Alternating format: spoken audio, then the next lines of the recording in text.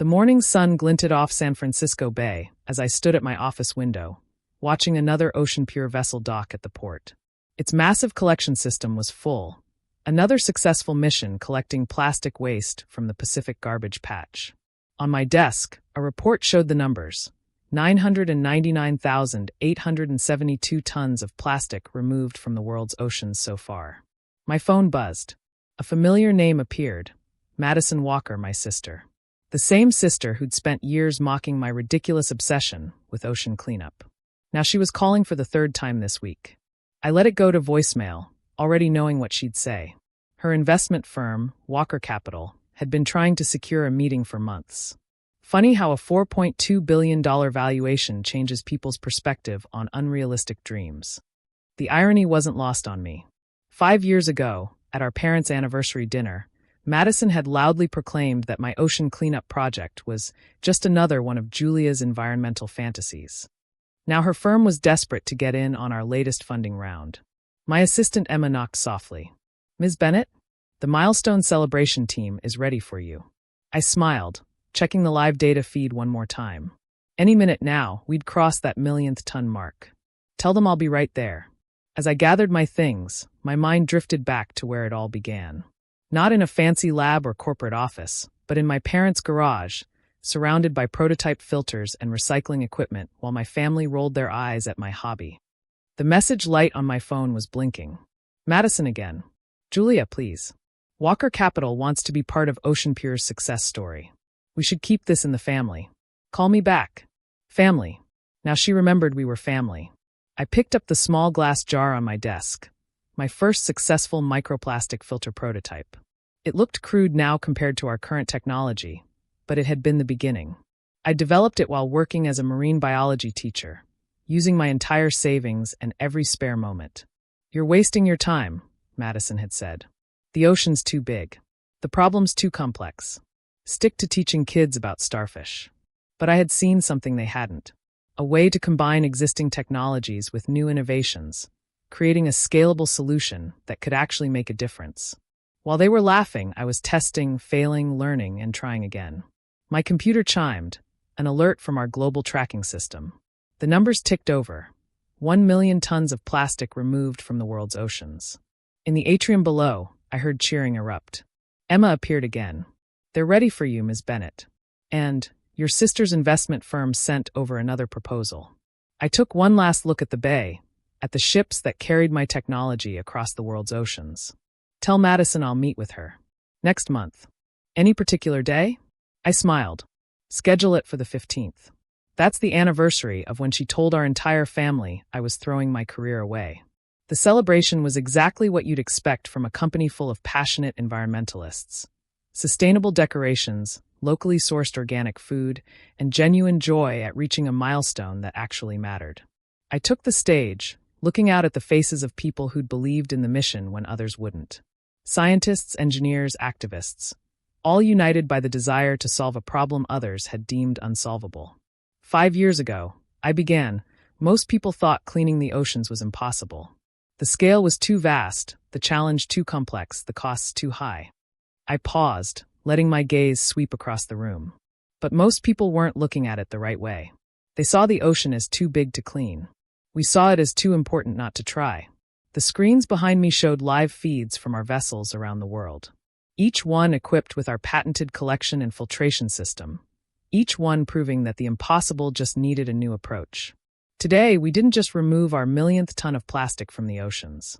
We proved that dedication, innovation, and refusing to accept impossible can change the world. After the speeches and celebrations, I returned to my office. The sun was setting now, painting the bay in shades of orange and pink. My phone showed 6 missed calls from Madison.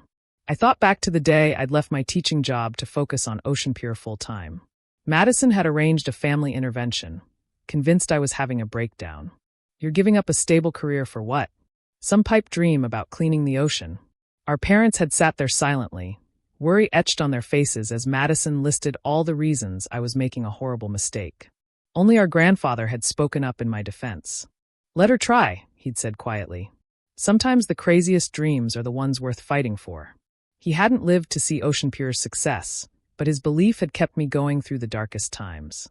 Through the failed prototypes, the rejected grant applications, the nights spent sleeping on my lab floor because I couldn't afford both rent and research. Emma knocked again.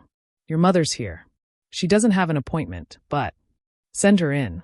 Mom entered hesitantly, clutching her purse like she used to when I was in trouble as a kid. But this time, her eyes held something different. Pride, maybe. Or regret. "I saw the news," she said softly. "1,000,000 tons. My God, Julia." I gestured for her to sit.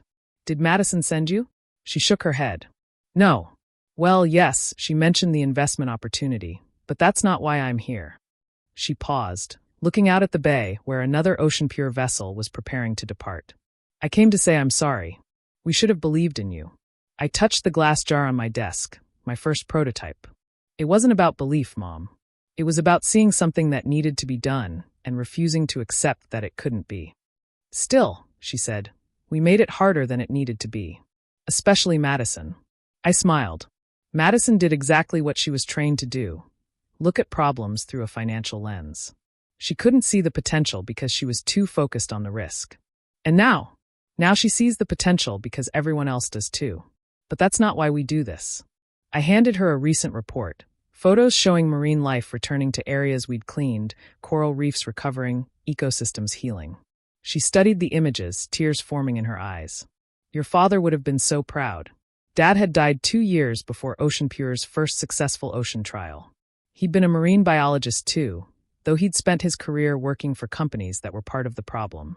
I'd grown up watching him come home frustrated, knowing the damage being done but feeling powerless to stop it. He used to say that problems don't solve themselves, I told her. Someone has to be stubborn enough to tackle them. My computer chimed again, another milestone alert. Our newest vessel had just launched in the Indian Ocean, expanding our cleanup efforts to another major plastic accumulation zone. Mom watched the live feed, mesmerized by the technology that had grown from my garage experiments. "How did you know it would work?" "I didn't," I admitted. "I just knew I had to try." Every failed prototype taught us something. Every setback showed us a new approach. While everyone else was explaining why it couldn't be done, we were figuring out how to do it. She stood, smoothing her skirt nervously. "About Madison's investment offer. I'll meet with her," I said. "But not because we need the money. Because maybe it's time she understood what we're really building here." After Mom left, I walked down to the research lab. The space hummed with energy as teams worked on next-generation technology. Our latest prototype promised to be 40% more efficient at collecting microplastics while using half the energy. Dr. Sarah Chun, my head of R&D, looked up from her work. "Heard your sister's firm wants in." I laughed. Amazing how profitable saving the world can be. "Are you going to take their investment?"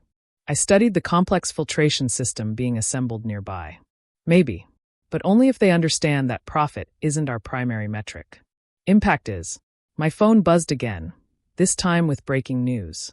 Another major oil company had pledged to fund ocean cleanup efforts using our technology. Our stock price would soar tomorrow, making Madison's firm even more desperate to get involved. But as I watched the scientists and engineers working late into the night, I knew that wasn't what mattered. What mattered was that somewhere out in the Pacific, another ton of plastic was being removed from the ocean. Another ecosystem was being given a chance to recover. Another impossible problem was becoming solvable. I returned to my office as night fell over the bay. The lights of our vessels twinkled on the water, each one a testament to what happens when you refuse to accept conventional wisdom about what's possible. Emma had left one last document on my desk, the latest impact report. Not just environmental metrics, but social ones too. Communities benefiting from cleaned coastlines. Fisheries recovering. Tourism returning to once polluted beaches. My phone buzzed one final time. A text from Madison. "Julia, I know I was wrong. About everything. Please let me make it right. Let Walker Capital be part of this." I thought about all the family dinners where they'd dismissed my dreams. All the times Madison had told me to be realistic or think practically. All the moments when their doubt could have stopped me but didn't. I typed back. "Meeting scheduled for next month. Bring your team." It's time you saw what really happens when someone refuses to give up on an impossible dream. Setting down my phone, I walked to the window. The bay sparkled under the stars, cleaner now than it had been in decades. Our technology was spreading across the globe, proving that one person's crazy dream could become a worldwide movement. Tomorrow would bring new challenges, new problems to solve, new obstacles to overcome. But tonight, I allowed myself to appreciate how far we'd come. From a garage full of failed prototypes to a billion-dollar company changing the world's oceans. The next morning, I arrived early, just like I had when this was all still an experiment. The security guard smiled knowingly. He'd been here since the beginning, one of the first to believe in what we were trying to do. Big day ahead, Ms. Bennett? I nodded, watching another vessel dock. Every day we're cleaning the oceans is a big day, Joe. My office looked different in the morning light. Awards lined the walls, environmental prizes, innovation honors, recognition from countries around the world. But my favorite display was simpler. A collection of water samples showing the before and after of our ocean cleanup efforts. Emma arrived with my schedule. Your sister's assistant called again. They want to move up the meeting. Let them wait, I said. Some things can't be rushed. I opened my laptop, reviewing the overnight data. Our global network of vessels had removed another 1,000 tons of plastic while the city slept. Small numbers compared to what remained to be done, but progress nonetheless. A notification popped up, another major news outlet requesting an interview. They wanted to know the secret behind OceanPure's success. How a former marine biology teacher had revolutionized ocean cleanup technology. The secret was simple, though not what they expected. It wasn't about the technology, though that was revolutionary.